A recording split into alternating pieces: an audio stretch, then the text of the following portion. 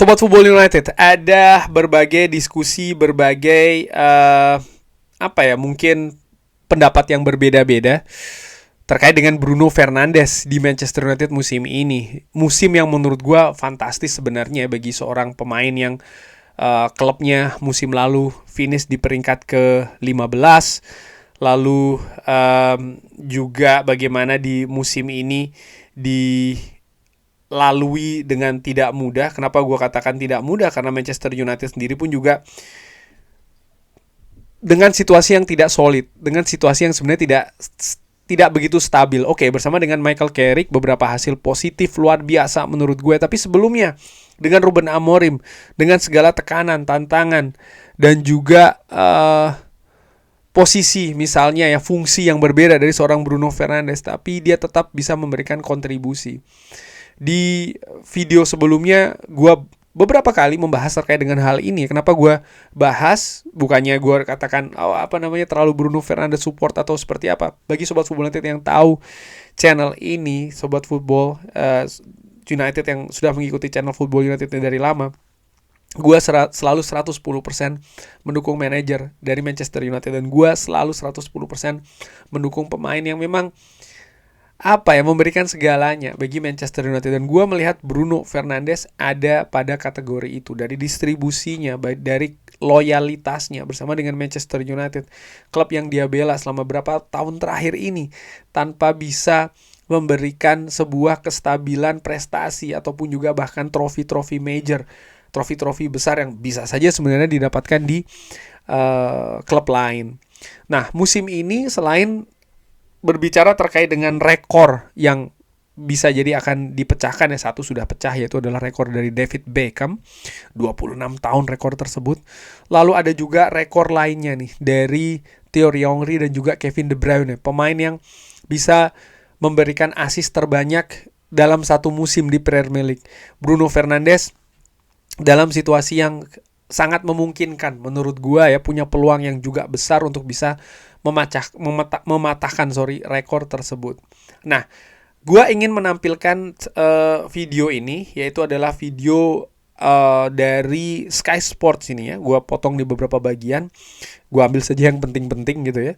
Intinya memang jurnalis dari Sky Sports bersama dengan dua pundit ini, Thierry Henry dan juga Jamie Carragher, membahas terkait dengan Bruno Fernandes, di mana Bruno Fernandes selain ada potensi memecahkan rekor dari Thierry Henry sendiri dan juga Kevin De Bruyne, bagaimana diskusi terkait dengan siapa pemain yang cocok untuk menjadi pemain terbaik Premier League musim ini. Gue juga sudah pernah bahas di video sebelumnya, tapi di perbincangan ini gue ingin angkat lagi ya, karena ada hal yang menarik ini. Oke.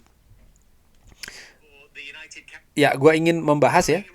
Ini kapten dari Bruno Fernandes, 16 assist. Dari 16 assist itu dari 7 open play, dan menunjukkan sangat terdepan jika dibandingkan dengan pemain-pemain lain, Ryan Cherky, Erling Haaland, Jack Grealish, pemain-pemain lain di belakang Bruno Fernandes dengan angka yang sangat jauh. Dan Thierry Henry mengatakan dia sangat mencintai Bruno Fernandes, karena Bruno Fernandes ini bukan hanya bermain tapi juga berpikir ketika bermain, walaupun tim itu dalam situasi yang sulit. Dan ya ditunjukkan juga, diperlihatkan bagaimana rekor dari Thierry Henry dan juga Kevin De Bruyne yang saat ini hanya terpantau 5 saja nih jaraknya dari Bruno Fernandes untuk bisa dilampaui angka tersebut. Dan bahkan Thierry Henry mengatakan ya sangat yakin Bruno Fernandes bisa melalui rekor tersebut. Dan ini grafik ini nih menurut gue yang menarik ya, bagaimana Bruno Fernandes terlihat sangat jauh dari sisi chance created dan juga dari open play ya. Titik-titik putih ini adalah pemain lainnya dari Premier League. Ada Declan Rice di sana, ada Bukayo Saka, ada Ryan Cherky, dan Bruno Fernandes ada di ujung sendirian. Dan bisa dilihat ya bagaimana bedanya. Declan Rice ada di situ, ada Dominic Szoboszlai, dan pemain-pemain lain tuh ada di titik-titik putih, tapi berbeda jauh sekali jika dibandingkan dengan Bruno Fernandes. Dan ini seperti kayak apa ya, Bruno Fernandes bermain di kompetisinya sendiri gitu dengan jarak yang sangat jauh sekali. Ini merupakan sebuah anomali sebenarnya kalau gue lihat gitu ya. Bagaimana ada seorang pemain yang bisa sangat menonjol sendirian secara telak ya di sebuah klub yang tidak stabil. Kalau seandainya dengan gue mengatakan seperti ini lalu ada yang berkomentar, ya itu berarti menunjukkan bang bagaimana individualismenya seorang Bruno Fernandes. Nonsense, omong kosong menurut gue. Karena dari grafik itu tadi, itu kalau komentar seperti itu menurut gue hanya komentar pure murni hater saja. Kali ini harus gue tegaskan ya, hanya hater saja, tanpa objektivitas, lebih ke subjektivitas. Kalau dikatakan Bruno individualis karena rekornya sangat tinggi sekali di situ. Karena apa? Apa yang dilakukan oleh Bruno, kontribusi itu ya, yang didistribusikan ke pemain lain, itu kan ada kaitannya juga akhirnya dengan apa? Dengan hasil yang didapatkan oleh klub.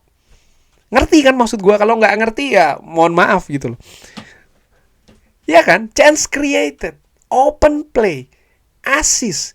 Ini adalah kontribusi yang langsung berpengaruh ke hasil klub ketika bertanding dalam bentuk gol. Dan dari gol itu bisa ada hasil seri, mungkin juga ada yang kalah, tapi ada juga yang berbuah kemenangan. Dan dari kemenangan itu mendapatkan poin 3, seri mendapatkan poin 1. Akibatnya apa? Peringkat di papan klasemen jadi naik. Jadi nonsens menurut gue kalau ada yang mengatakan ini terkait dengan Bruno Fernandes individual. Tapi dari apa yang dikatakan ataupun dari perbincangan ini semakin menguatkan ya menurut gue berbagai komentar miring terkait dengan Bruno Fernandes yang membuat Manchester United begini dan begitu. Dia ini individual, dia ini tidak memberikan ruangan untuk pemain muda. That's another nonsense. Itu nonsense yang lainnya menurut gue ya. Itu sangat tidak masuk akal karena pemain muda bersama dengan Bruno Fernandes di lini tengah, misalnya seorang Kobbie Mainoo, lalu di periode-periode sebelumnya asis yang diberikan misalnya kepada Rashford, salah satu yang terbanyak, lalu juga kepada Garnacho dan pemain-pemain lain. Dan untuk mengembangkan pemain muda itu bukan tanggung jawab Bruno Fernandes. Makanya menurut gue itu lebih tanggung jawab ke manajemen klub, ke klub dan juga bahkan ke pelatih, lebih ke sana. Sehingga komentar-komentar seperti itu menurut gue komentar-komentar yang ya mohon maaf ya, menurut gue komentar-komentar yang nonsense. Nah dari situ gue berpendapat bahwa bagaimana peran dari Bruno Fernandes masih sangat bahkan terlalu vital bagi Manchester United. Bisa dilihat tadi grafik yang tadi Sobat Football United. Bisa dibayangkan kalau Bruno Fernandes tidak tersedia sebanyak yang dia mainkan pertandingan di musim ini. Ada beberapa sedikit pertandingan dia absen, tapi mayoritas dia tersedia ya. Ya menurut gue klub ini akan memiliki tingkat kegoyahan yang tinggi gitu loh. Bahkan ada beberapa pendapat yang mengkhawatirkan bukan dari sisi Bruno-nya, tapi bagaimana kalau Bruno absen? Siapa yang bisa melapisinya? Itu lebih ke sana concern-nya. Kalau gue justru berpikir seperti ini. Sepertinya kalau mencari sosok pemain ya agak sulit. Kalau kita melihat di internal klub ataupun juga di luar gitu ya. Agak sulit gitu loh. Sehingga yang harus dipersiapkan adalah justru sistem. Tanpa Bruno Fernandes ini seperti apa? Harus ada sistem lainnya. Tapi di sisi lain, ya butuh adaptasi yang juga cepat gitu. Tapi menurut gue harusnya tidak masalah ya. Artinya adaptasi cepat ketika bermain dengan Bruno ataupun juga tanpa Bruno. Tapi menurut gue, it doesn't matter, harusnya nggak masalah. Karena ternyata kompetensi, kualitas seorang Bruno Fernandes itu sedemikian tingginya. Coba bayangkan, musim lalu Manchester United finish di peringkat ke-15. Musim ini diawali dengan situasi yang tidak begitu stabil juga ya, dengan seorang Ruben Amorim. Tapi dia tetap bisa memberikan apa yang dia berikan kepada klub. Ini merupakan hal yang luar biasa. Dan terakhir juga gue ingin katakan bahwa dengan apa yang dibahas di football show itu ya di Sky Sport, Thierry Henry dan juga Jamie Carragher, mereka tidak hanya asal bunyi saja, mereka juga menyampaikan data, dan menurut gue itu hal yang menarik. Ada beberapa memang pendapat kontroversi dari pundit, tapi ketika data itu juga disampaikan, menurut gue ini hal yang menarik begitu. Bahkan bisa dilihat juga sisi lainnya Sobat Football United, biasanya pemain Manchester United ketika dibahas oleh Sky ataupun juga oleh pundit sering sekali bergulir menjadi sesuatu yang negatif gitu loh. Tapi tidak dengan Bruno Fernandes kali ini. Kenapa? Karena menurut gue terlalu telak buktinya. Terlalu telak. Terlalu dahsyat. Sehingga mereka tidak punya pilihan lain.